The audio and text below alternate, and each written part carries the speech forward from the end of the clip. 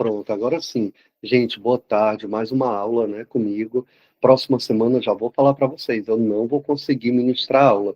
Então, será um dos doutorandos, combinado? Que vai trazer alguma temática assim, muito importante para que vocês possam se desenvolver ainda mais na pesquisa científica. Mas hoje nós vamos falar de três elementos, gente, importantíssimos, certo?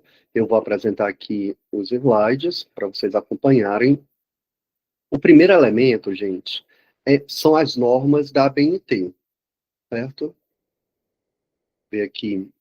Normas da ABNT, objeto de pesquisa e objetivos de pesquisa. Daniel, vai falar sobre todas as normas da ABNT? Não. Eu vou falar das principais, certo? Das principais que a gente vai caminhando no decorrer das aulas. Então, toda aula a gente vai falar um pouquinho da ABNT. Lembrando, gente, que, assim, é, é totalmente expert na ABNT, certo? Então, eu, pelo menos, fico sempre com o manual das normas da ABNT do meu lado. Ah, Daniel, mas você geralmente já sabe, né? Claro, porque eu uso muito. Então, norma da ABNT, gente, é uso. Mas usar, mais vocês vão saber. Então, é diretamente proporcional. Ah, e por que que tem gente que é, ou é uma orientação minha também, passar por um revisor das normas da ABNT. Gente, porque apesar dos pesares, nós podemos deixar algum elemento importante passar. E pode ser que a banca consiga visualizar exatamente este elemento. Entenderam? Então, Daniel, eu já sou professor de língua portuguesa, eu preciso passar por uma revisão. Gente, eu considero que sim, mesmo que seja da sua área, dê para outro professor de língua portuguesa fazer uma revisão, ele vai ter um outro olhar também da língua portuguesa, certinho? Então, norma da ABNT, gente, é imprescindível, certo? Até porque nós vimos que alguns critérios do projeto de pesquisa, um deles sempre era normas gramaticais e normas da ABNT. Um ponto pode fazer muita diferença, ok? E vamos falar do objeto de pesquisa e objetivo de pesquisa, que parecem coisinhas parecidas, não é? Vamos lá. Gente, eu sempre coloco aqui, né, as nossas redes sociais, nossos meios de comunicação, que é o e-mail, os nossos Instagrams, aí o último é o Instagram da editora que publica o e-book. Marquem, nos marquem nas redes sociais, é muito importante para o projeto, ok? É importante marcar o projeto, é importante marcar o S. Sempre numa aula, tentem tirar uma foto e colocar no story, marcar o sonho possível.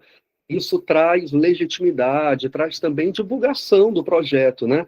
Para mais pessoas, as pessoas que estão no Instagram de vocês, Facebook, TikTok, enfim, né?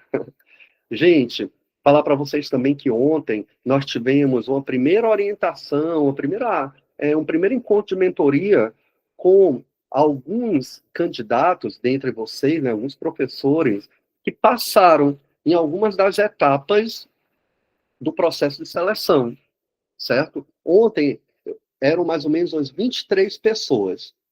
Eu acredito que colocaram lá no grupo o convite. Então, elas falaram no individual.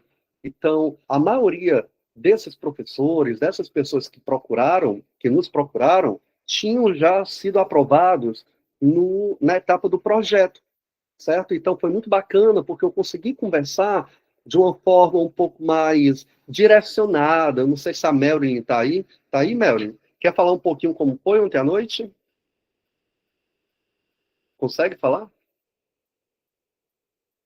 Bora ver se ela consegue aqui. Melrin, tá aí? Pronto, ela falou só um minutinho. Só um minutinho de verdade ou é só um pouquinho?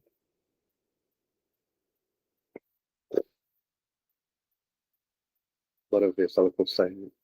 Acho que eu peguei desprevenida, não foi? Mas se alguma outra Olá, pessoa pessoal. Boa tarde. aí. Pode falar, Melrin. Foi muito esclarecedor o momento, assim, tirou muitas dúvidas, foi muito proveitoso. Pronto. Eu falei alguma coisa que você não soubesse, Melrin? Sim, muita coisa, muita coisa, esclareceu bastantes questões, assim, tirou muitas dúvidas, foi bem interessante, bem proveitoso. Ótimo. Então, gente, se vocês estiverem perto de uma prova escrita, perto da prova da arguição oral, falem conosco lá no WhatsApp, que eu tento encaixar vocês em um horário, encaixar o máximo de pessoas para que eu possa ministrar essa orientação. Lá, pessoal, não é gravado, então lá eu posso falar mais à vontade com vocês, posso falar algumas nuances mais específicas em relação a orientador, em relação a programa de pós-graduação em si, tá bom? Então fique atento. Eu acho que o próximo encontro a Anália vai fazer parte, não é, Anália? Vou sim, se Deus quiser. Vou sim. E tá comendo, né? Na hora dessa, Ai, meu Deus, estou, professor. pessoal, vamos lá. O que é que a gente vai trabalhar agora? Vocês vão ouvir muito falar, vão ler muito nos editais. Regras da ABNT, a NBR 10.520/2023, foi a última mudança, tá bom? E aí a referência à normativa ABNT-NBR 6023/2018. Pessoal, mas são só códigos aí, abreviações que vocês não precisam memorizar. Mas só para vocês terem a ideia de onde é que vem essas normas, né, da Agência Brasileira de Normas Técnicas, ok? Gente, nós vamos trabalhar hoje, especificamente, dois tipos de citações. Citações diretas e indiretas, que é o mecanismo pelo qual eu mostro para a banca, seja no projeto, na prova escrita e na arguição oral, eu mostro para a banca conhecimento de mundo teórico sobre o que se passa no universo daquela teoria que eu estou trabalhando, certinho? E, de acordo com a BNT, citação é uma menção de uma informação extraída de outra fonte. Na aula passada, eu falei para vocês que um projeto ele não surge do nada. Ele surge de ideias já condensadas em artigos, livros, ok? Bem, pessoal, vou começar pela citação direta. Por que, Daniel, pela citação direta? Porque a citação direta, a Leiliana está falando, como é difícil escrever um anteprojeto, né? É desafiador, né, Leiliana? Eu não sei quanto tempo você passou sem escrever também, tá aí, ó, muito tempo afastada, né? Mas acredite no processo. Faça, sente, digite, escreva, certo? Pessoal, a citação direta, ela tem uma nuance. Por isso que eu quero começar por ela. Primeiro, ela não é usada na introdução. Lembram disso? Não é usual trabalhar com a citação direta na introdução. Ok? Em particular, a que tem mais de 3 linhas, que eu vou falar para vocês. Olhem para cá, gente. Como é interessante a citação direta. Eu coloquei esse primeiro exemplo. A ética procura o fundamento do valor que norteia o comportamento, partindo da historicidade presente nos valores. Rios, de 1999, página 24. Então, vejam que, neste caso de citação direta, o autor ele está fora da frase, não é verdade? E a frase está entre aspas, as aspas duplas, não é verdade? Então, tem o autor, Rios, o último nome, a data e o ano, ou a data, o ano e a página. Daniel, mas eu quero colocar o autor dentro do texto. Fica mais elegante. Excelente. Então, olha o outro caso. Solomons e Freely, 2009, volume 2, página 405. Entenderam? Então, nesse caso, pessoal, continua o ano, ele colocou o volume e a página. Certinho? Ok? Daniel, mas por que colocou o volume? Porque provavelmente esta obra aí também tem o volume 1 no mesmo ano. Será? Isso daí é um outro caso que a gente vai trabalhar de citação. Mas o que é que nos importa aqui? É que, nesse caso, mesmo sendo uma citação direta e o autor dentro da frase, vejam que, na continuação, continua com aspas duplas. Então, citação direta, certo? Nesse caso aqui, com aspas duplas. Ok? Se vocês prestarem atenção, ó, Solomon e Freely, parará, afirmam que, aspas duplas, tem aí colchete 3 pontinhos, é uma supressão. Significa que tem algum texto atrás do que vem, ó. Os químicos estão se aproveitando da adaptabilidade natural, parará, parará, e termina com 2 aspas. Certinho? Ok? Observação. Observação. O ponto final é para encerrar a frase e não a citação. Ponto final é para encerrar a frase e não a citação. Pode falar, Cosme. Professor, nesse segundo exemplo, os nomes dos autores, eles ficam fora do parêntese, e no primeiro necessariamente tem que estar dentro do parêntese, é isso? Exatamente. Porque no primeiro caso, você não quer citar o autor formalmente. Você citou, fez a citação dele, mas só colocou que é dele. Mas no segundo caso é uma conjectura que você conversa. Solomon e Freire afirmam que pararã, pararã. Entendeu, Cosmo? Então tem esses 2 casos dentro da citação direta. Certo? Ok? Pessoal, tem um caso também em que a gente vai trabalhar com citações diretas de documentos que não tem página. No entanto, convém indicar a localização do trecho citado. Olha só, são direitos sociais, a educação, a saúde, a alimentação, o trabalho, a moradia, o transporte, o lazer, a segurança, na forma desta Constituição. Brasil, 1988, não tem a página, então colocou o quê? O capítulo 2, artigo 6. Tem que colocar a localização. Certinho? Ok, pessoal? Alguma dúvida nesse ponto, gente? Carlos, pode falar. Pronto, professor. A minha dúvida é a seguinte. Em qualquer um desses casos, as palavras que eu vou citar, que eu vou escrever, são palavras do autor original ou com minhas palavras obrigatoriamente? Citação direta é sempre com o autor, o texto original. As palavras que estão no artigo lá que eu pesquisei. Artigo, livro. Livros. Exatamente. Certo. Tal qual. Ipsis literis. Certo. Okay? E outra dúvida. Quando eu tirar o assunto, a citação de um autor que já foi citado por outro, que vem aquela palavrinha apud. Apud, citado por. Carlos, vou falar uma coisa, a gente não vai trabalhar com isso.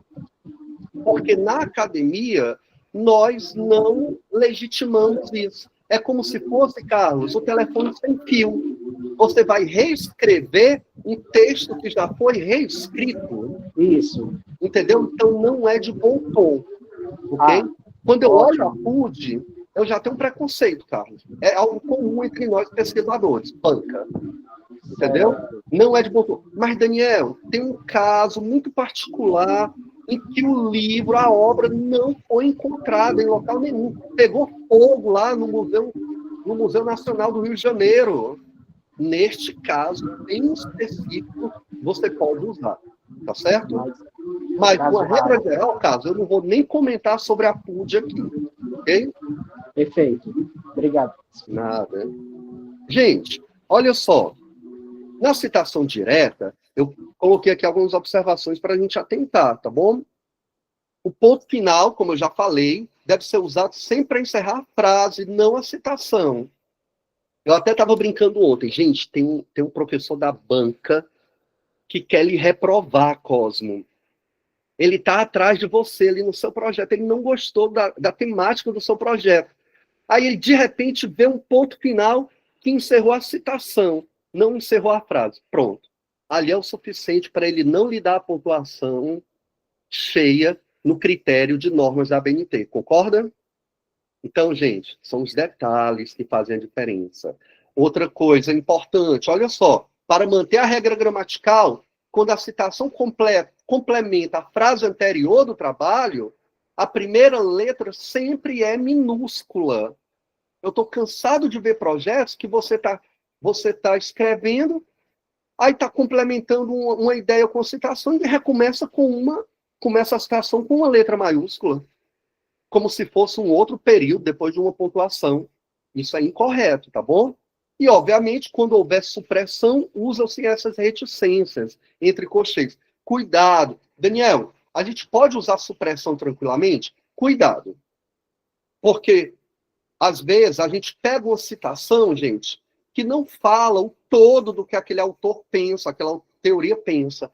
E, às vezes, a gente pega uma parte daquele texto que não é o que o texto todo fala. Certinho? Então, cuidado com as supressões. Eu, geralmente, não gosto. A banca, ela é indiferente a isso. Mas pode ser que, dentre essas citações com supressão, você possa pegar um contexto errôneo, um contexto geral errôneo. Tá certo?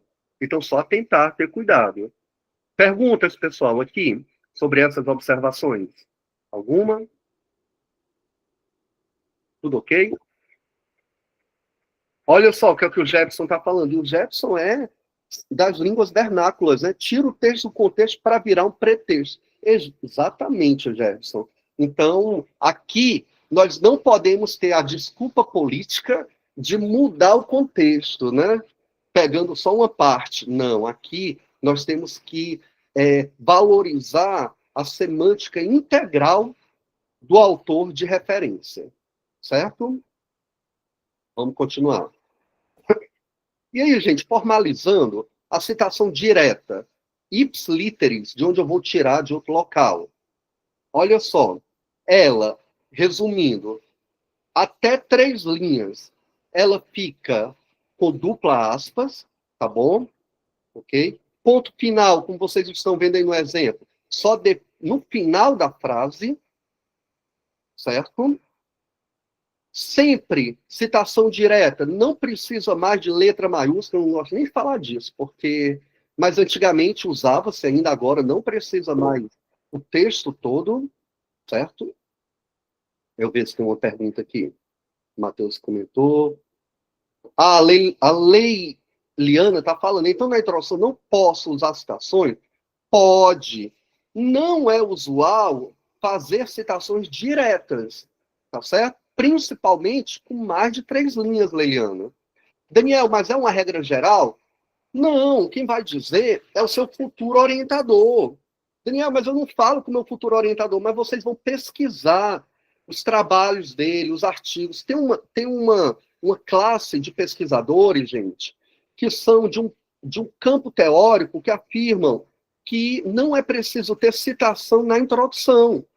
Eu faço parte da classe de pesquisadores de um campo teórico que eu concordo com o uso das citações na introdução. Entendeu, Leiliana? Gente, cuidado com essas afirmações, para vocês não deslocarem aqui a minha narrativa, tá bom? Que não é minha, na verdade é uma narrativa de escrita científica metodologicamente correta, certo? Observações. Citação direta, sempre coloco o ano e a página, certinho?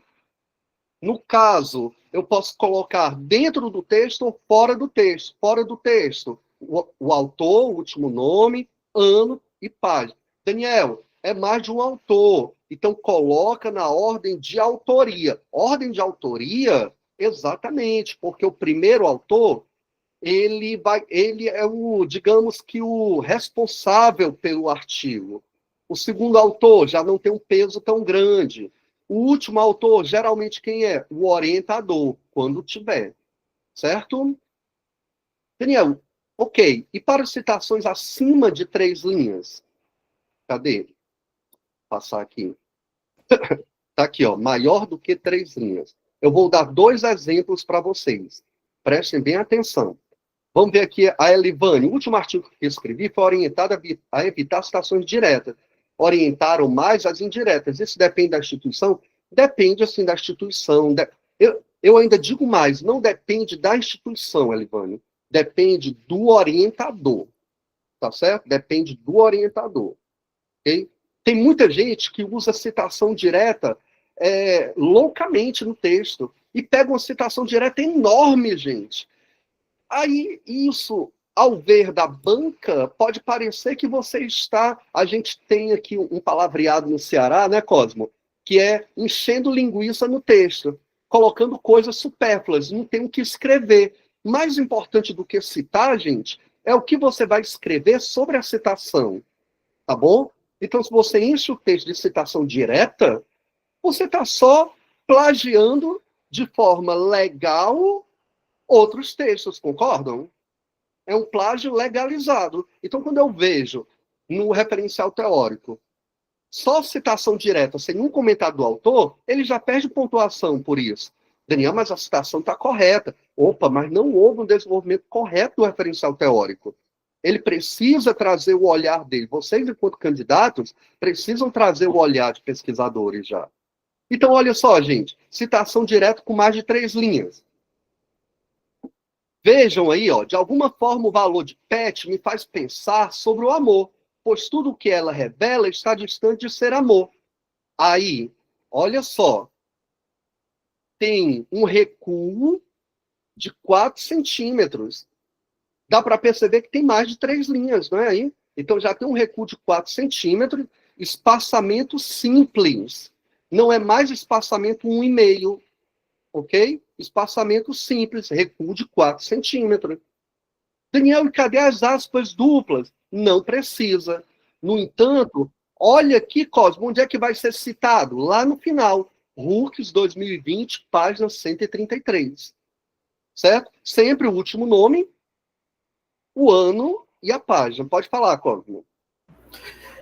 No caso, o tamanho da fonte aí também é menor, né, professor? No caso é 10. Isso, Cosmo. Em geral, a BNT fala fonte 10, tá bom? Ok? No decorrer do texto é fonte 12, tá bom? E nesse trechinho aí da citação, fonte 10. Mais alguma pergunta, dúvida, gente? Nós vamos retomar muito isso a partir de hoje, certo? Daniel, tem um caso que eu quero colocar o autor dentro do texto que eu anuncio a citação direta. Tem esse caso, e olha só como é que fica. De alguma forma, o valor de Pet me faz pensar sobre o amor, pois tudo o que ela revela está distante de ser amor. De acordo com o Hurks, olha só, o mesmo caso, gente, muito parecido com a citação direta com menos de 3 linhas, ou até 3 linhas. De acordo com o Hurks, ano, página. Aí, observação, se colocou na chamada, não coloca mais lá embaixo. E aí é um erro muito comum que eu vejo também. A pessoa coloca em cima e ainda coloca dentro da citação. Pessoal, dúvidas aqui? Daniel, com relação ao espaçamento da citação, quando ela é... O espaçamento é simples. Recuo de 4 centímetros. Justificado. Letra 10.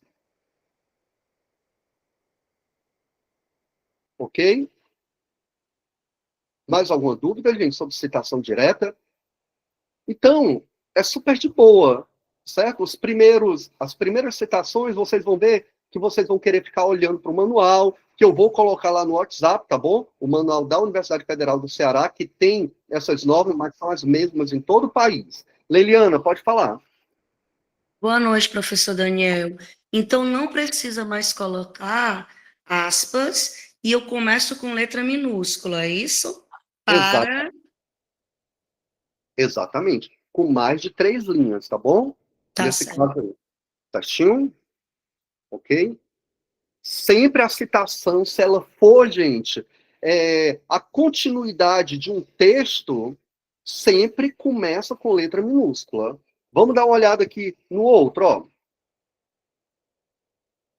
Olha aí, Leiliana, a diferença. Já começou com o quê? Com letra maiúscula, porque é uma outra frase. Certo? Daniel, qual é o melhor? Gente, não tem o melhor. Agora, se vocês me perguntarem qual eu prefiro, eu, pessoalmente, eu acho que o texto, gente, ele tem que ter uma coesão. Ele deve estar sempre conversando entre si. Então, eu prefiro este daí, onde eu chamo o autor e ele já revela o que ele precisa mostrar para o leitor, a partir da conjectura que eu estou fazendo. Certinho? Alguma dúvida? Agora a gente vai para a citação indireta. Gente, e essa citação indireta, vejam só, já é uma transcrição das ideias do autor, usando outras palavras, conservando o sentido do texto inicial. Ou seja, eu fiz uma leitura de um livro, li aquele parágrafo, achei interessantíssimo, um parágrafo sobre Lorenzato, lá falando sobre o laboratório de matemática, e o texto é muito longo, o parágrafo é longo, mas então vou transcrever esse texto com as minhas palavras, certo? É exatamente isso, mas eu não posso perder a originalidade semântica do texto inicial. Nas citações indiretas, gente, devem ser indicados na ordem que se segue: a autoria e a data, certo? Caso não tenha autoria, são nuances que a gente vai ver no decorrer das aulas, a gente indica a primeira palavra do título, certo? Pessoal, citação indireta não é obrigatório colocar o número da página e não se utilizam aspas. Gente, olha o que eu estou falando para vocês, não é obrigatório. Mas se você colocar em um, tem que colocar em todos. Pergunta, na citação indireta, vocês vão colocar a página, sim ou não? Não. Não. Ah, ótimo. Graças a Deus, que demorou a resposta. De novo, na citação indireta, não é obrigado colocar página. Página só é obrigado a colocar na citação direta. Mas se você colocar em uma citação indireta, Nazaré, eu vou lembrar quando eu olhar o seu projeto. Se você colocar em uma, tem que colocar em todas. Porque senão estará errado. E a gente não utiliza aspas, certo? Na citação indireta. Vamos ver uns exemplos? Olha só, o primeiro. E aí o primeiro, Cosmo, está dentro do texto. É elegante, com efeito, Sordi, Luc, 2009, só um ano. Defendem a avaliação institucional participativa como alternativa pararã, pararã. Olha só uma outra forma. Agora, com os autores fora do texto. Daniel, mas eu aprendi que os autores eram em ordem alfabética. Mas aí está começando pelo Sordi, Luc. Não é esse o caso. Aqui é por ordem de autoria. O primeiro autor é o Sordi. A avaliação institucional participativa é uma alternativa para potencializar a adesão, pararã, pararã. No final, entre parênteses, e os autores ficam o quê? Separados por ponto e vírgula com um ano. Ok? Pessoal, alguma dúvida? Alguma dúvida? Não tem aspas, tá bom? Não tem aspas. Vou continuar. Vai ter mais informação. Pessoal, aqui é o suprassumo do elegantismo teórico na escrita de um texto acadêmico. Certo? Às vezes, eu estou falando da teoria pedagógica crítica, não é, Cosmo? E tem vários autores que falam sobre a mesma perspectiva. Por exemplo, quando eu vou escrever sobre uma teoria que eu trabalho, meu objeto de pesquisa, a sequência Pedati, tem vários autores que trabalham sobre a sequência Pedati. E aí, eu posso extrair citações indiretas, releituras de vários autores que dizem a mesma coisa. Quando ocorrer isso, gente, olha só, havendo citações indiretas de diversos documentos de vários autores mencionados simultaneamente e que expressam a mesma ideia, separam-se os autores por ponto e vírgula. Mas neste caso é em ordem alfabética, porque são obras diferentes, são citações de obras diferentes. Por exemplo, Ferreira 2006, Silva 2007, Fonseca 2007, Paiva 2005, Silva 2006. Daniel, mas por que você está considerando como algo tão importante esse tipo de citação? Porque nesse caso, Michele, eu sei, Michele, que você me mostrou, comprovou que vários teóricos falam a mesma coisa no meu campo de pesquisa. E eu vou pensar, nossa, que bacana! A Michelle conseguiu extrair de vários autores a mesma informação. Porque, às vezes, o que é que a turma faz, gente, na escrita de um projeto? Fala do Ferreira, fala do Fonseca, aí depois fala a mesma coisa, uma reescrita, utilizando Paiva. E aí, outro parágrafo, a mesma coisa, Cosmo, utilizando Silva.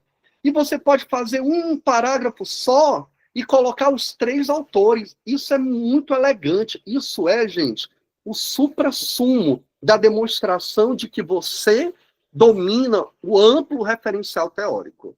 Pessoal, dúvidas nessa citação indireta? Professor Daniel, o senhor recomenda um número máximo dessa conversa entre os autores na citação indireta? Não tem lugar nenhum que fale de número máximo nem número mínimo, né? Aliás, o número mínimo é um autor, né? Mas não tem local nenhum e isso é indiferente, certo? Isso daí, não, pelo menos, até hoje, nas bancas, ninguém nunca suscitou algo sobre isso. E eu já vi projetos com 8, mais ou menos 8, 7 citações de obras diferentes falando a mesma coisa, certo? Então, não, Carlos. E se alguém, porventura, o ideal são 10, o ideal são 7. Aí quando eu leio esse tipo de coisa, aí eu me coloco assim no meu lugar, aí eu fico só observando, sabe? Porque não tem um rigor metodológico a respeito disso, né? Tá bom? Pessoal, dúvidas, perguntas? Sim, não, tudo ok. Então, entre a citação direta e a indireta, é mais viável a gente utilizar a indireta. Não é isso, professor? Porque vai ter palavras... Quer usar a direta, Carlos? Joga a direta para o referencial teórico, tá bom? Joga a direta para o referencial teórico. Mas a indireta, no caso, seria onde? Para ter mais respaldo, vamos dizer assim. Na introdução, na metodologia, tá bom? Certo? Basicamente. Ah, Daniel, mas eu não posso usar a citação indireta no referencial teórico? Pode. No referencial teórico, você pode usar tudo, com moderação, tá bom? Não vão colocar uma citação de mais de 3 linhas com 20 linhas, não faz sentido. Porque no referencial teórico tem mais espaço, é como se fosse o corpo do trabalho em si. E isso é o aprofundamento, é o seu limiar, é ali onde você vai demonstrar que você sabe. Então, você pode fazer essas variações de citação. É elegante também. Ok. Okay? Anália, pode falar. Só para, assim, quando a gente está participando de uma seleção, a gente acaba percebendo, né, a necessidade de realmente de trabalhar com citações mais indiretas. Por exemplo, no meu caso, eu tinha 10 páginas para escrever. Então, eu tinha feito algumas citações diretas, e aí eu comecei a perceber que quando eu ia transformando em citações indiretas, eu tinha mais lugar de fala dentro do texto. Então, a gente, na hora da escrita, a gente mesmo vai percebendo essa necessidade. É a mesma coisa quando a gente também está escrevendo um artigo. E aí a revista exige um número limite de páginas. Então, necessariamente, a gente tem que começar a cortar algo, né? E muito provavelmente a gente começa pelas citações diretas, né? Transformando elas em diretas, salvo aquelas que a gente realmente tem a necessidade de deixar no texto, né? Tá certinho, Anália. Citação direta, eu recomendo para quem está já escrevendo a dissertação, a tese, tá? Aí pode brincar e pular com elas à vontade, né? Com moderação também. Mas quando nós somos limitados com o número de páginas, realmente, o projeto da Anália, gente, eu dei uma olhada e a gente precisava, ela tinha 15 páginas, tinha que passar para 12. Eu tirei várias citações diretas dela e ela sabe disso, porque era a melhor forma da gente tentar reduzir o projeto. O André tinha levantado a mão. Se arrependeu, André? Não, acho que. Boa noite, professor. Acho que a minha dúvida já foi sanada. Eu estava assim, achando interessante que, na verdade, a citação indireta seria meio que uma interpretação do que a gente faz de um trecho do autor, de uma parte do autor, né? Eu achei ótimo aí que a colega estava falando, né? De fato, quando a gente vai escrever, é muito difícil a gente conseguir obedecer a quantidade de laudas, né, que pede. E eu acho que dessa forma vai ser. Foi bem esclarecedor para mim. Valeu, obrigado, professor. E aí, legal que o André falou também, gente, porque assim, é uma avaliação também quando vocês usam uma citação indireta, principalmente na área do orientador, que é o que vai acontecer. Ele vai ler e ele vai avaliar se o que vocês reescreveram, o sentido continuou o mesmo. E porque ele é o especialista, né? Certo? Ele é mais experiente. A Elivane está falando o seguinte: gosto de usar o mínimo possível de autores. Claro que depende da pesquisa também, acredito. No entanto, quando eu uso menos autores, consigo escrever melhor. Esse pensamento e atitude quanto à quantidade de autores é bom ou ruim? Depende, Elivane. Se eu olhar seu projeto e tiverem poucas citações, eu já fico um pouco preocupado com algumas afirmações fortes que você possa vir a ter colocado. Colocou uma informação, por isso que é bom ter a leitura de alguém, porque aí a outra pessoa vai dizer: Elivane, essa informação é sua mesmo? Foi você que tirou essa conclusão? Se não, tem que citar, tá bom? O Cleiton vai participar de edital com 5 laudos. Citação indireta é impossível. Ok, vou passar aqui, tá? Gente, então, olha só, essa frase, parece que vocês já estão com a concepção dela, né? Nas citações também, menos é mais. E agora, turminha, olha só o nosso projeto de pesquisa, a gente vai falar de um elemento que ele transfixa todos esses tópicos do projeto de pesquisa, que é o objeto de pesquisa, certo? Esse objeto de pesquisa, gente, de novo, você só vai conhecer se você mergulhar na universidade que você vai tentar o mestrado ou doutorado, na linha de pesquisa, no grupo de pesquisa, certo? Nos estudos do orientador, aí você vai lapidar o seu objeto de pesquisa.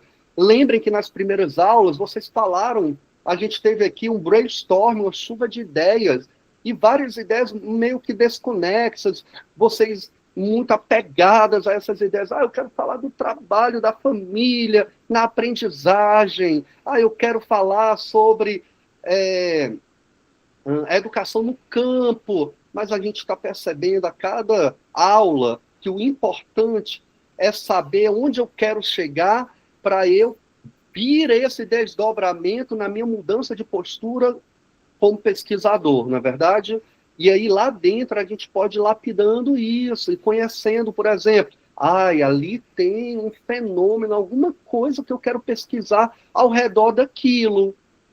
Isso, esse burburinho que você tem na sua cabecinha, ele vai se transformar em objeto de pesquisa, certo? E eu vou falar um pouquinho mais sobre ele agora. Sempre, quando vou falar do objeto de pesquisa, gente, eu cito esse livro do Yves Chevalat, Estudar Matemáticas, o elo perdido entre o ensino e a aprendizagem. O que é esse elo perdido entre o ensino e a aprendizagem? Será que a gente pode estudar algo que representa um elo entre o ensino e a aprendizagem? Lá no ensino, eu posso estudar, me digam aí algumas temáticas de vocês, para a gente tentar lapidar um objeto de pesquisa. No ensino, existe algum fenômeno que eu quero pesquisar? Porque se existir alguma coisa que eu quero pesquisar, tudo vai ser direcionado a isso, certo? Ok? Lá na aprendizagem dos meus alunos, na gestão, o que é que eu quero realmente investigar? O que é o objeto de pesquisa, gente? É o núcleo da pesquisa científica. Se a pesquisa científica for uma célula ou for um átomo, o núcleo ali é o objeto de pesquisa. Tudo vai girar em torno dele, certo? E aí aqui ele coloca, o Chevalat, ele coloca uma didatite, é um sintoma.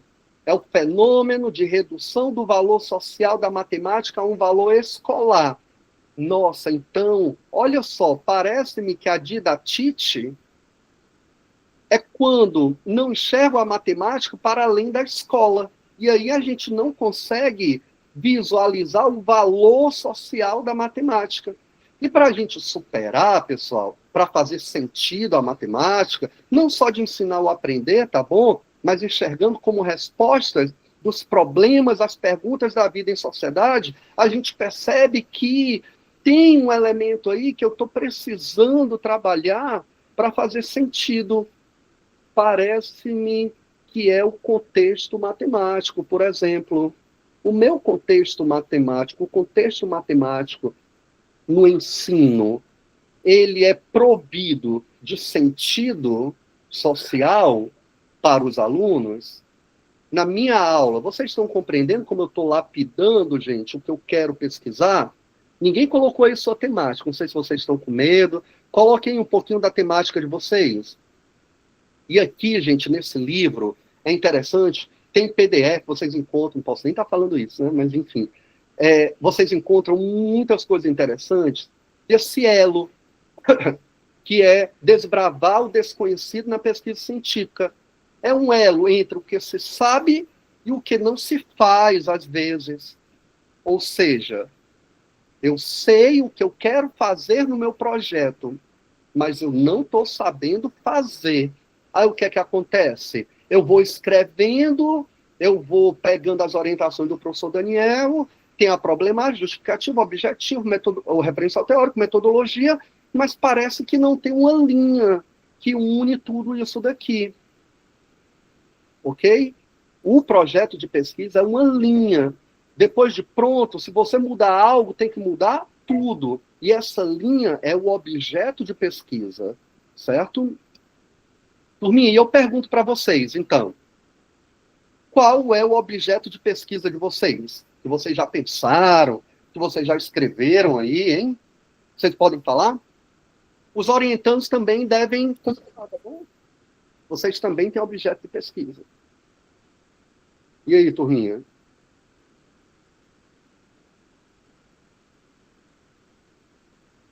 Olha só, Rochelle, ótimo, Rochelle. A formação docente para apropriação das tecnologias digitais. Uma análise da implementação das salas de inovação na rede pública de Fortaleza. Rochelle, parece-me que esse daí é o título. Não é o objeto. Isso, exatamente. Então, vamos entender. Eu ainda estou afinando, sabe? Porque, querendo ou não, acaba ficando... Existe um limiar aí muito tênue, que entra a parte de formação e o que é que está sendo disponibilizado nessa sala de inovação. Porque a ideia é a apropriação mesmo. Será que eles estão se apropriando ou eles só estão reproduzindo alguma coisa que já está pré-feita? Entre apropriação e reprodução, o que é isso? Apropriar-se ou reproduzir? O que é? Apropriar é quando eu consigo utilizar esse recurso de diversas maneiras a meu favor. E só... então, a apropriação é isso, é quando eu consigo não seguir só de forma engessada. O né? uso pedagógico, ele pode apropriar ou ele pode reproduzir?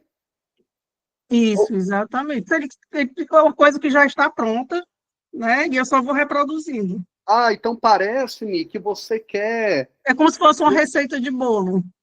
Aí eu tenho que você quer entender o uso pedagógico dessas salas de inovação. Isso, exatamente. Esse uso pedagógico, você vai provavelmente observar as salas de aulas, você vai provavelmente fazer questionário com os professores para saber como é que eles trabalham. Talvez, isso, exatamente. Talvez você vá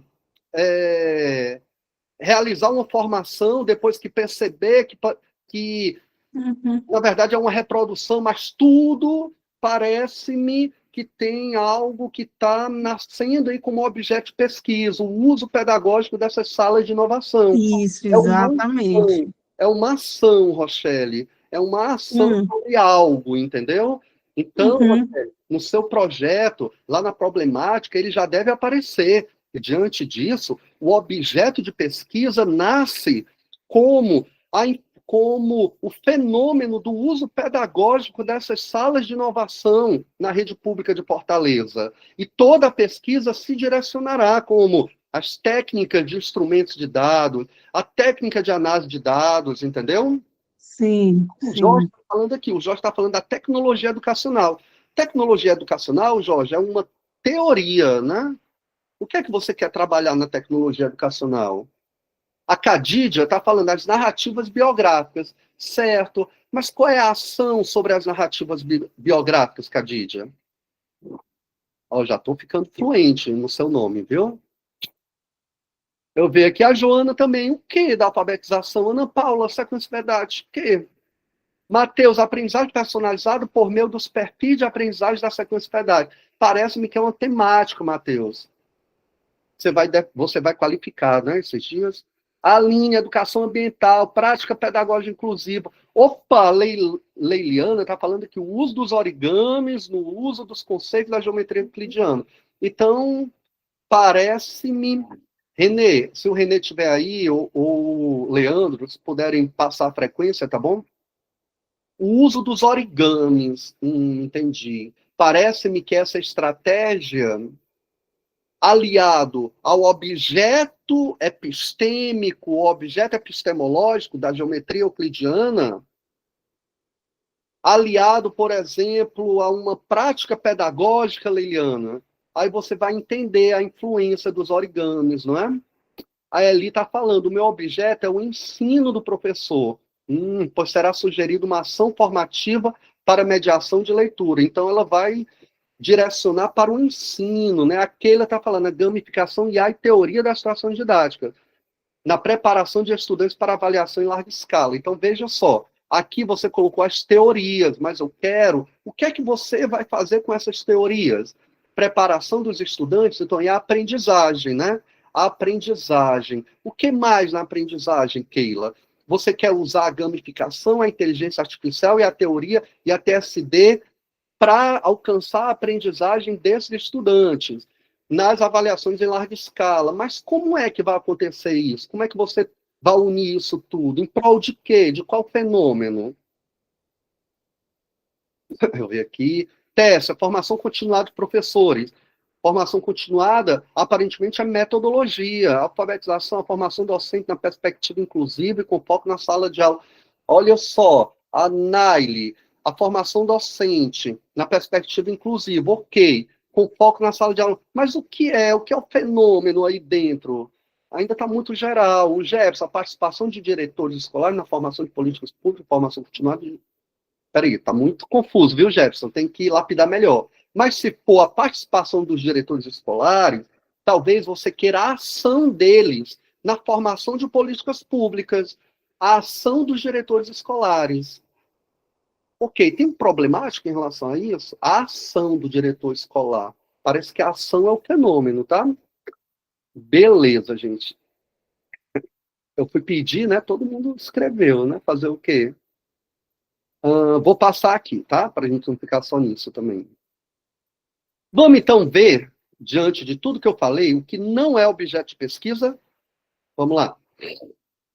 Turminha, olhem para essa construção, ok? Isso tudo aí é a introdução. Vocês conseguem ver a introdução aí? Conseguem ver a introdução? Benedita falou que sim, né? Luciana também. Vamos dar um olhar um pouco mais aguçado. Olha só a introdução.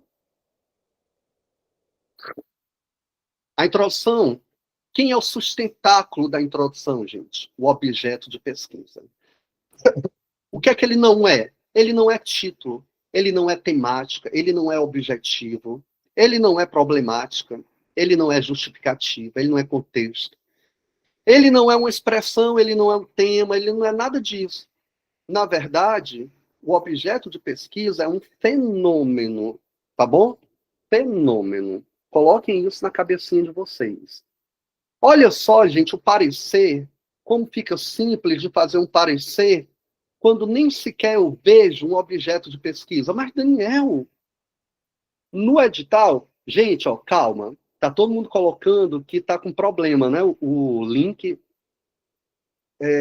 Abner, por favor, se você puder consertar, senão vai todo mundo falar aqui.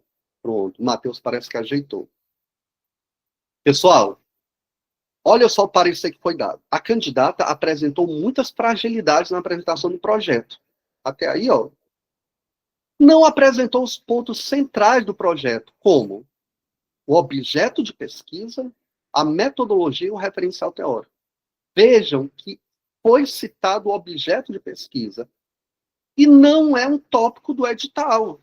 Mas o objeto de pesquisa, gente, olha aqui, ó, ele é elemento fundante na introdução. Estão vendo?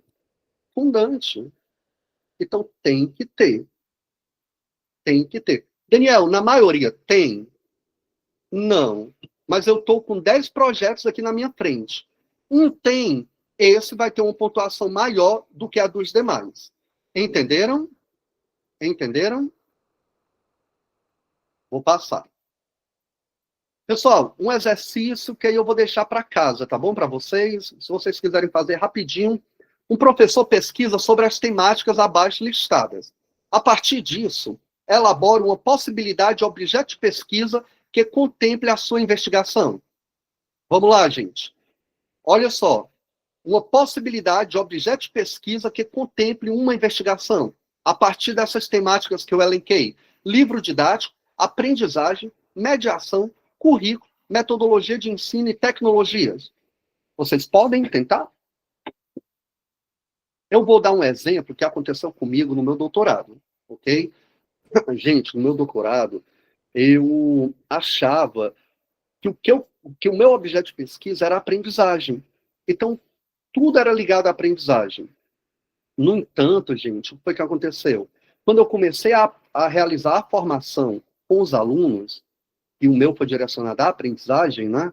Quando eu comecei a fazer esse experimento, eu percebi que todos os instrumentos metodológicos estavam querendo coletar, tinham o objetivo de coletar dados sobre a minha mediação e não sobre a aprendizagem dos alunos. Então, meio que a minha tese, ali no momento final dela, eu tive que redirecionar todo o trabalho, inclusive alguns capítulos teóricos, para a mediação, e não somente para a aprendizagem. Entenderam? Então, é muito importante nascer já o mais assertivo possível o objeto de pesquisa, ok? Porque por mais que lá dentro vocês terão muitas influências das disciplinas teóricas, das orientações, vai ser necessário lapidar cada vez mais o texto de vocês, ok? Pessoal, então, alguém vai conseguir fazer uma ideia de objeto de pesquisa com alguma dessas temáticas? Vou esperar vocês fazerem, viu? Aqui no chat.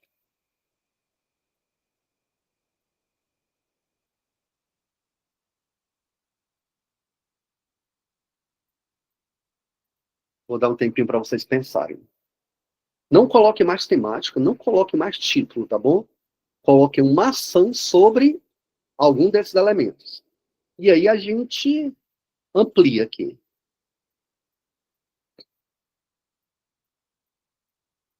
Três minutos.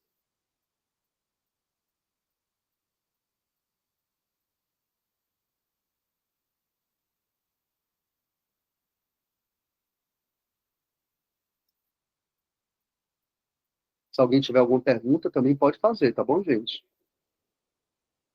O que é para fazer, Daniel? É para elaborar uma possibilidade de objeto de pesquisa que contemple uma investigação com livro didático, aprendizagem, mediação, currículo, metodologia de ensino ou tecnologia.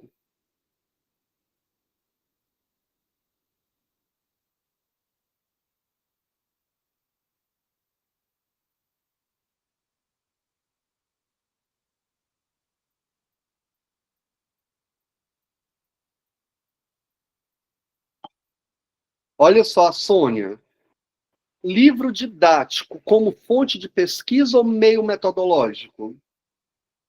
Isso seria o seu objeto de pesquisa, Sônia, ou você está me fazendo uma pergunta?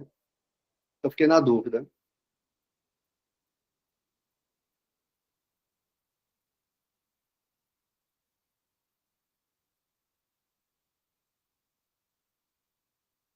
Ana Paula, investigar como acontece a aprendizagem dos alunos com o uso do GeoGebra. Certo. Então, como acontece a aprendizagem, né? Ainda está muito abstrato, R. Dias. Você pode ampliar um pouquinho mais, especificar mais? R. Dias não, para Ana Paula. Ana Paula, pode investigar como acontece a aprendizagem. Porque como acontece a aprendizagem é muito profundo.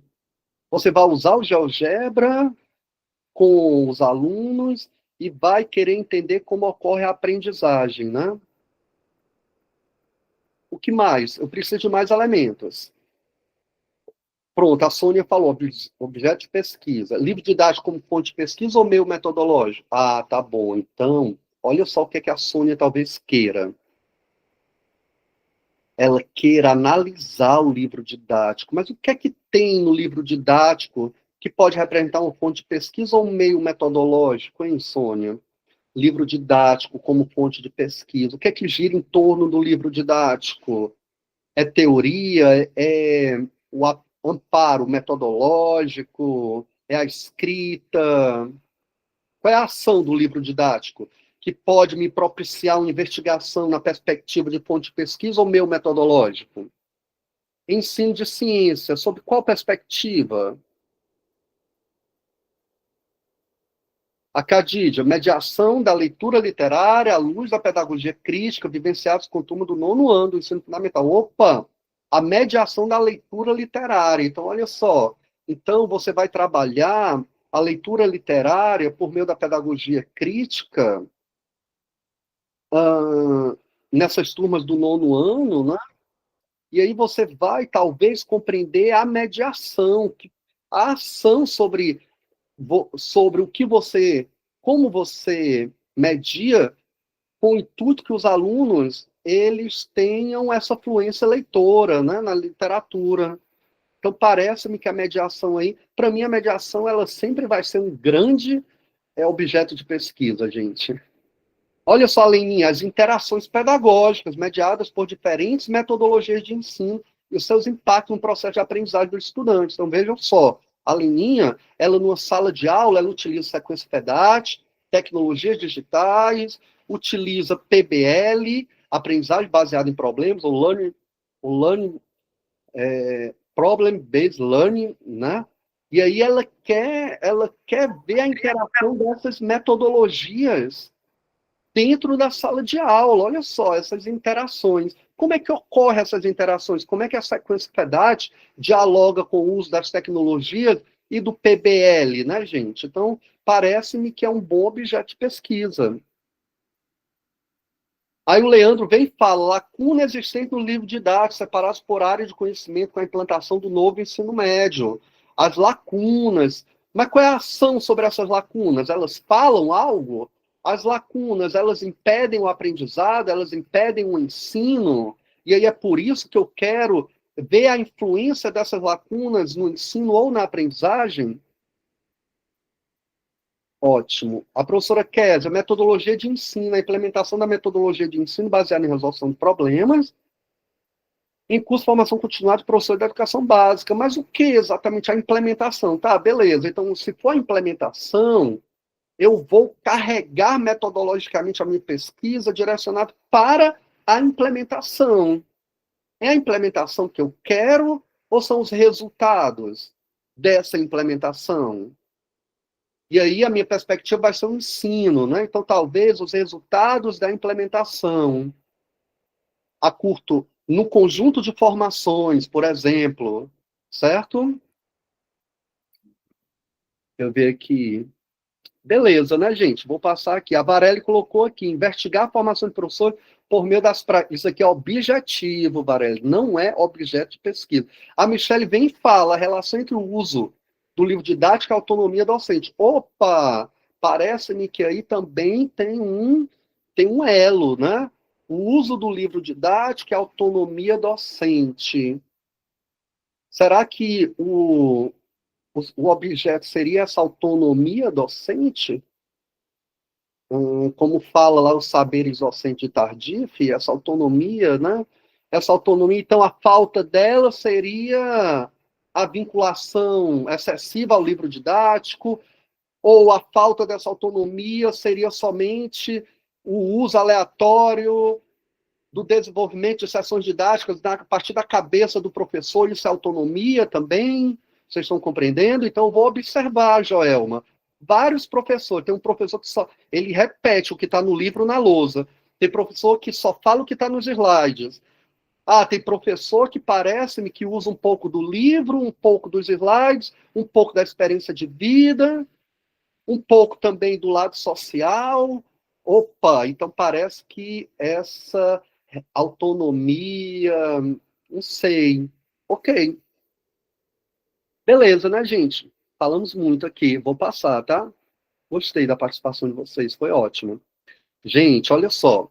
Aqui eu vou trazer essa citação para a gente entender uma coisa. Olha só. Eu vou citar Marx aqui. Trata-se de um reconhecimento por parte de Marx, já no século XIX, em que predominavam, segundo Cardoso, as perspectivas empíricas nas pesquisas científicas, de que o objeto inicial do trabalho científico não é o real propriamente dito.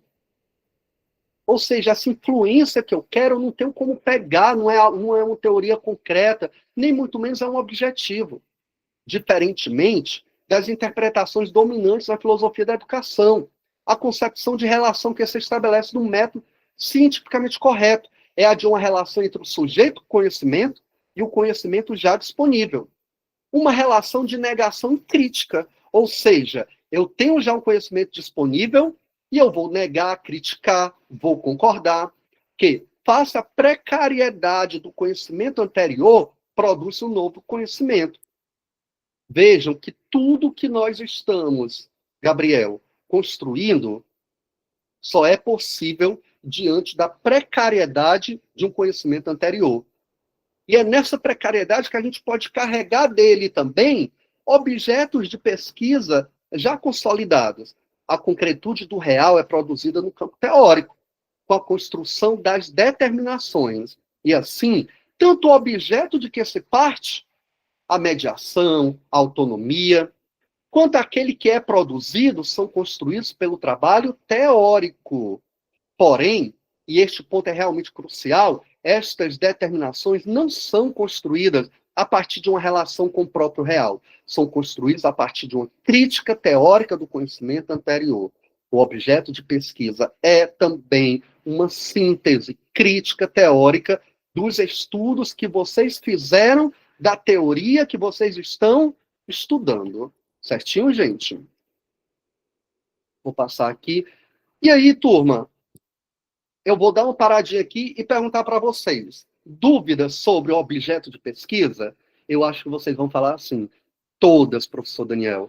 E para mim, gente, é ótimo, porque vocês vão pesquisar mais. Daniel, objeto de pesquisa é a mesma coisa de objeto epistêmico, objeto do conhecimento, objeto epistemológico? Não.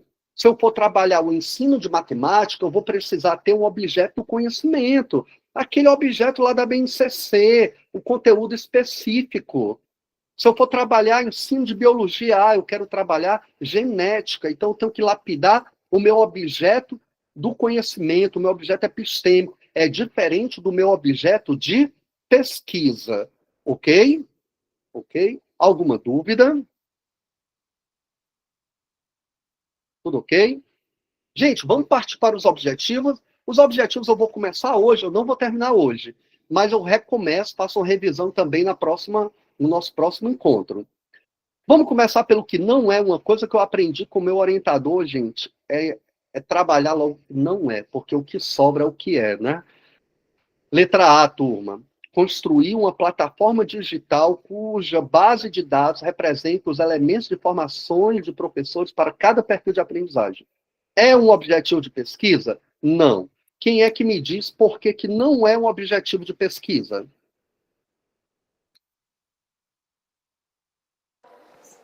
Porque, no caso, ele está sugerindo construir algo que não cabe dentro da pesquisa, eu acho. Olha só, a Edvânia está falando se fosse um doutorado, Edvânia. A Luciana está falando, é uma ação.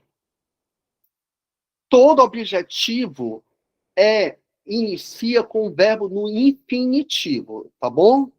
Todo objetivo. Primeira coisa, se o mestrado for acadêmico, certo? A gente nunca vai falar construir nada, certo, gente? Criar nada. Porque verbos como construir, criar, desenvolver, ministrar, são típicos da metodologia, tá certo? Da metodologia. Então, se você for para um mestrado acadêmico, você não pode colocar esse tipo de verbo, porque esse tipo de verbo não é verbo de investigação, é verbo metodológico. Agora, se você for para um mestrado profissional ou doutorado profissional, construir uma plataforma, se for, por exemplo, um mestrado em tecnologias educacionais, é uma condição sine qua non, é obrigatório, porque é o objetivo que representa o produto educacional, e geralmente é o terceiro objetivo. Alguma dúvida? Alguma dúvida? Como o R. Dias falou, pode, e aí é o terceiro objetivo específico, no caso de um mestrado ou doutorado profissional, ok? Letra B, propor uma formação de professores para o conteúdo de funções com as metodologias ativas para professores do ensino fundamental. É ou não é um objetivo de pesquisa, gente?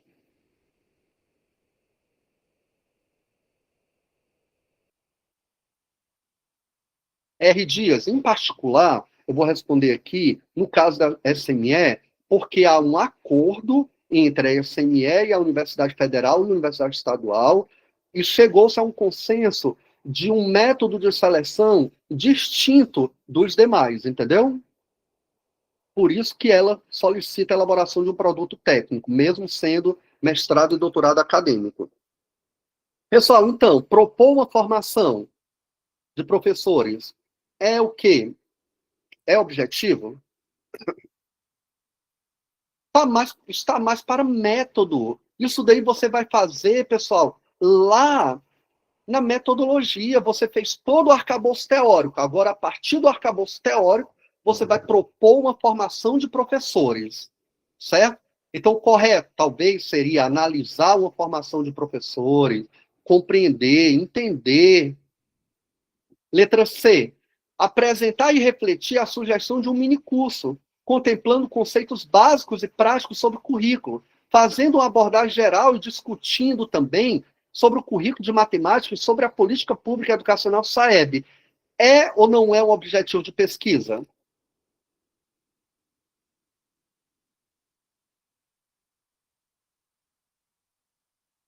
Pessoal, É sim, professor. Cadídia, pelo amor de Deus, Cadídia. Aí eu tenho bem os 5 verbos de pesquisa. Objetivo de pesquisa só pode ter um verbo.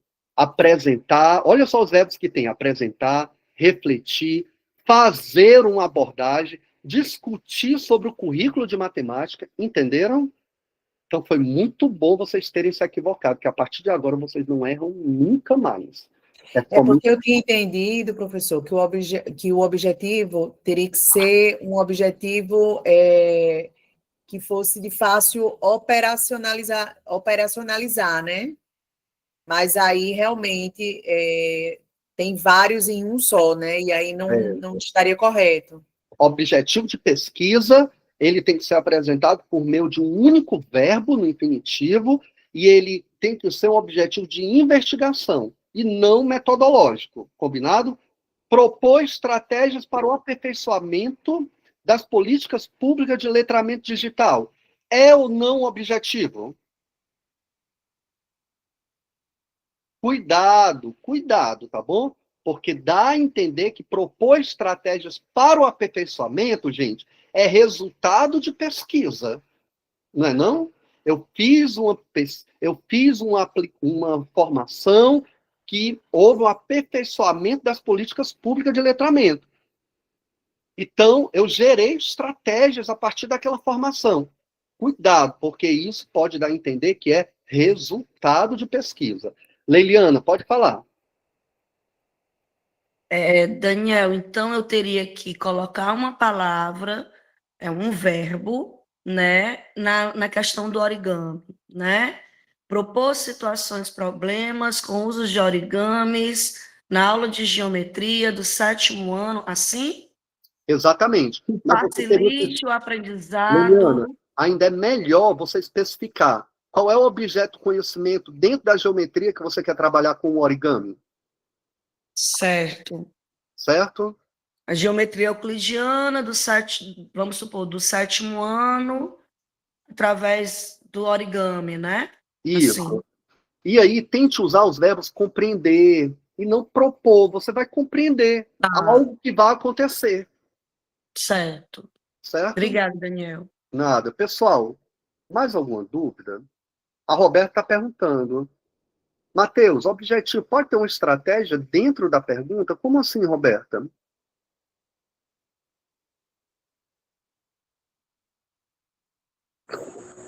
É um mecanismo de abordagem do tema, professor, no caso. Uma estratégia de abordagem daquele tema específico. Pode também, mas você vai já entender como os objetivos eles são formulados, tá certo? Aí eu vou responder a sua pergunta. Mas tem uma observação. Gente, todo objetivo de pesquisa, ele nasce, como o Matheus falou, ele deriva de uma pergunta norteadora. Depois que acaba problemática e justificativa, o último parágrafo antes do objetivo é a pergunta norteadora. É uma frase interrogativa, certo? E cuidado com esse tipo de pergunta, porque elas não podem ser perguntas de engenharia. Pergunta de engenharia é que respondem sim ou não, é que dão uma resposta exata. As políticas públicas para o trabalho família-escola têm surtido efeito nos últimos 5 anos? É sim ou não? Certo, gente? É uma pergunta de engenharia. Agora, se você fizer a pergunta como as políticas públicas que relacionam família e escola têm impactado a comunidade escolar nos últimos 5 anos, entenderam? O como, ele ajuda muito, certo? Vou passar aqui. Daniel, tem uma pergunta. Eu já vi textos que tem só uma pergunta norteadora. É correto? É. E a pergunta norteadora vai gerar o objetivo geral. Geral, né? Desculpem a redundância. Daniel, mas eu já vi casos que eu tenho 4 perguntas norteadoras, questões norteadoras, perguntas de pesquisa. Está correto? Também está. A primeira vai se transformar no objetivo geral e as outras 3 vão se transformar nos objetivos específicos. Daniel, qual é o correto? Quem é que vai dizer? São as pesquisas do seu orientador. Hoje eu tenho lapidado muito os orientandos sob a minha supervisão para trabalhar somente com uma pergunta norteadora, com aquela ideia que menos é mais. A partir de uma pergunta norteadora, gera o objetivo geral, transforma no objetivo geral, e repercute entre eles os objetivos específicos. Mas quem vai dizer isso é o seu futuro orientador. Daniel, eu já vi projetos com 3 perguntas norteadoras. Não faz sentido alguma. 2 perguntas norteadoras. Não faz sentido alguma. Entenderam? Ou é uma pergunta, ou são 4, gente. 4. Lembrando, sempre é um objetivo geral e 3 objetivos específicos. 3 objetivos específicos. Gente, olha, eu vou lhe falar uma coisa. Quando a pessoa coloca 4 objetivos específicos, ou 5, ela já perde praticamente toda a pontuação referente aos objetivos. Porque é muito simples de fundamentar. É só dizer que a pesquisa não possui execuibilidade para ser alcançada. Ponto final. Entenderam? Então, muitos membros de banca respondem somente isso.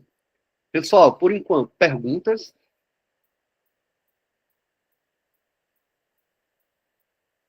Não? Tá tudo ok? Tá bom. Tô com medo de vocês já estarem voando com o que eu tô falando. Tá, beleza. Aí vocês têm a pergunta, tem o objetivo geral. Como é que eu vou, a partir do objetivo geral, derivar os meus objetivos específicos, Mary e Roberta? Existe uma possibilidade de unir o objetivo específico com, as características da sua pesquisa metodologicamente falando. Eu não vou abordar metodologia agora, certo?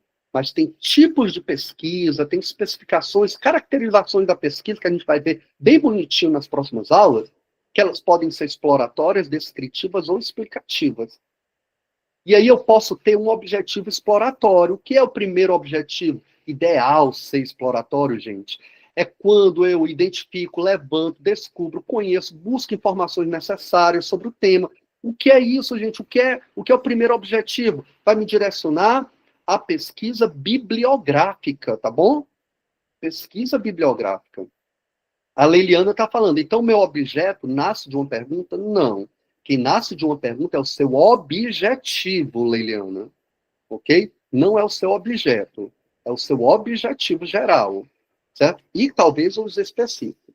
Então, gente, o primeiro objetivo específico, o ideal é que ele seja exploratório, ou seja, a pesquisa bibliográfica que você vai realizar, a interface que você vai realizar, analisar a teoria tal em contraponto com a teoria X, entender as contribuições das tecnologias digitais, sequência PEDAT e PBL. O segundo, e aí quem fala que é ideal é o Richardson. Ele fala que é ideal que toda pesquisa tenha essas 3 especificações. É o ideal. Hoje, como orientador, meus olhos brilham quando o orientando trabalha a formação de professores.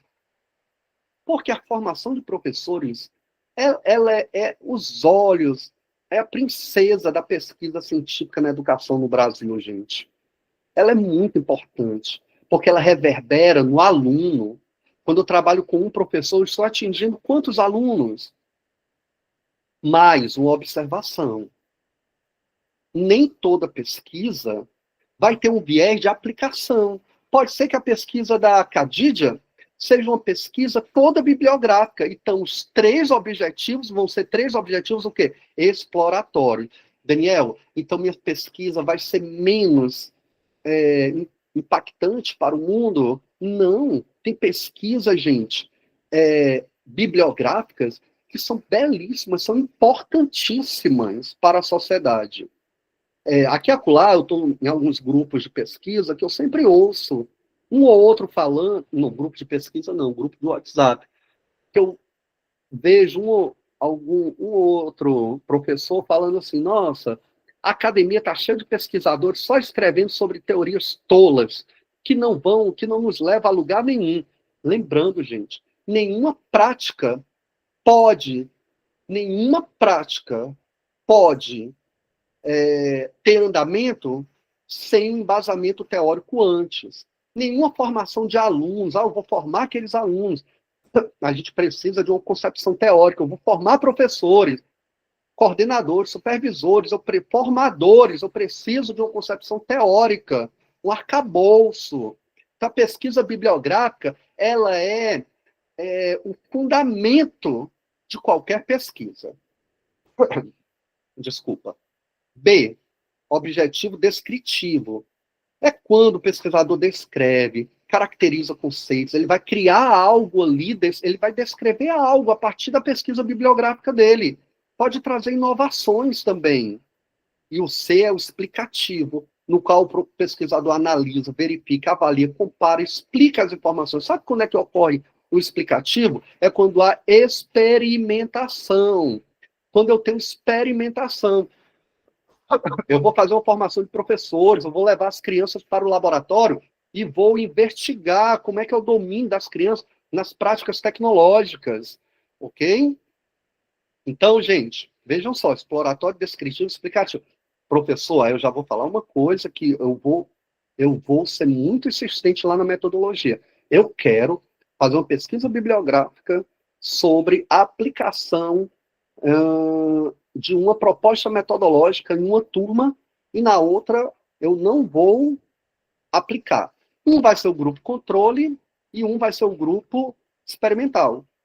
Então, eu tenho uma hipótese que o grupo experimental, em um pós-teste, vai se dar muito melhor do que o grupo controle, que foi somente aula expositiva.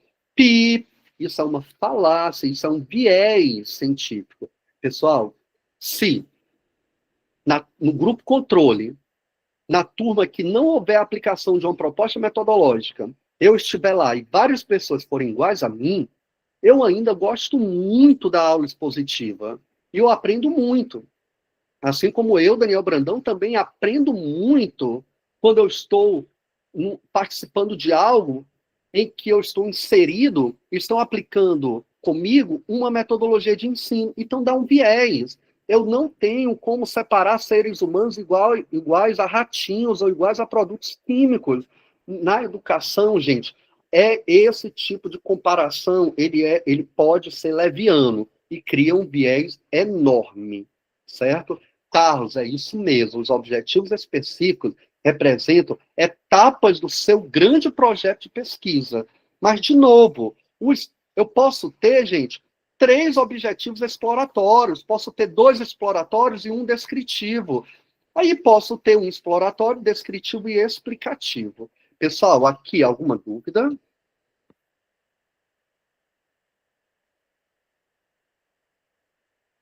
Não? Então, eu vou parar aqui, tá certo? Já vai dar 19 horas. E aí, na próxima aula que eu falar sobre objetivos, eu vou começar deste slide. Combinado? Alguma dúvida, alguma pergunta, alguma solicitação? Sim, não?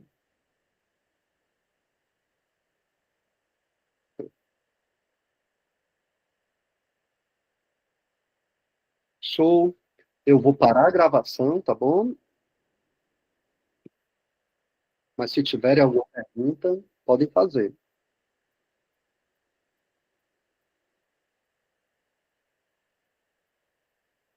Gente, até o final da semana, vocês terão esses slides.